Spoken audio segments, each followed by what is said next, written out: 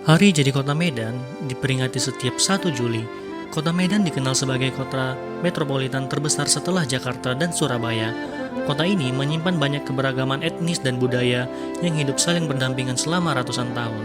Dulunya, kota Medan ini dijuluki sebagai Paris van Sumatera karena memiliki keasrian dan bentuk bangunan gaya Eropa.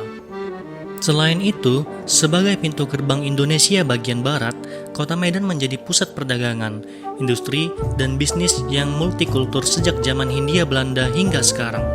Kota Medan dulunya disebut Tanah Deli. Kota Medan ini dulunya berupa tanah yang berawa dengan luas kurang lebih 4.000 hektar. Beberapa sungai melintasi kota Medan ini seperti Sei Deli, Sei Babura, Sei Sikambing, Sei Denai, Sei Putih, Sei Batra, Sei Belawan, dan Sei Belulang atau Sei Kera. Semua sungai itu bermuara ke Selat Malaka.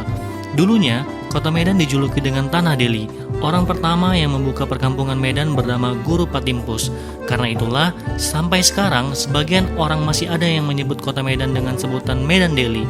Namun, istilah Medan Deli tersebut secara berangsur-angsur hilang karena kekurangnya popularitas.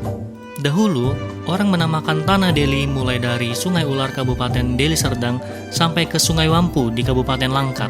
Sedangkan Kesultanan Deli yang berkuasa pada waktu itu, wilayah kekuasaannya tidak mencakup daerah di antara kedua sungai tersebut. Perkampungan Medan yang didirikan oleh Guru Patimpus itu kemudian dinamakan Medan Putri.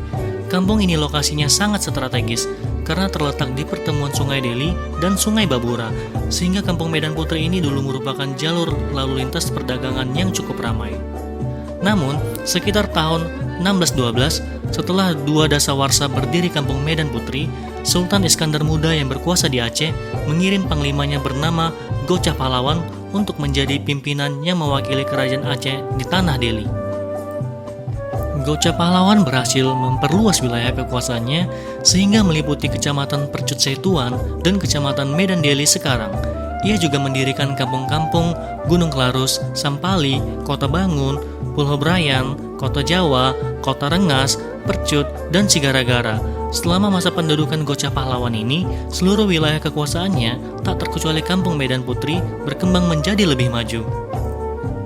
Setelah wafat pada tahun 1653, Gocah Pahlawan digantikan oleh putranya, Tuanku Panglima Perunggit, yang kemudian memproklamirkan kemerdekaan Kesultanan Deli dari Kesultanan Aceh pada tahun 1669. Perkembangan pesat karena perkebunan tembakau. Pesatnya, perkembangan Kampung Medan Putri saat itu juga tidak terlepas dari perkebunan tembakau yang sangat terkenal yang ada di Tanah Deli. Pada tahun 1863, Sultan Deli memberikan kepada Nguyen Hius van der Valk dan Elliot dari firma Van Keuwen and Mens & Co. tanah seluas 2,960 hektar untuk kebun tembakau. Pada Maret 1864, contoh hasil panen dikirim ke Rotterdam di Belanda untuk diuji kualitasnya, dan ternyata daun tembakau tersebut sangat baik dan berkualitas tinggi untuk pembungkus cerutu. Perkebunan dan perusahaan tembakau di Tanah Deli ini pun kemudian berkembang sangat pesat.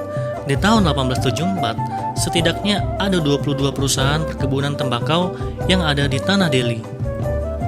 Mengingat kegiatan perdagangan tembakau yang sudah sangat luas dan berkembang, Kampung Medan Putri pun menjadi semakin ramai dan kemudian berkembang dengan namanya yang lebih dikenal sebagai Kota Medan. Itu dia tadi sejarah awal mula terciptanya nama Kota Medan.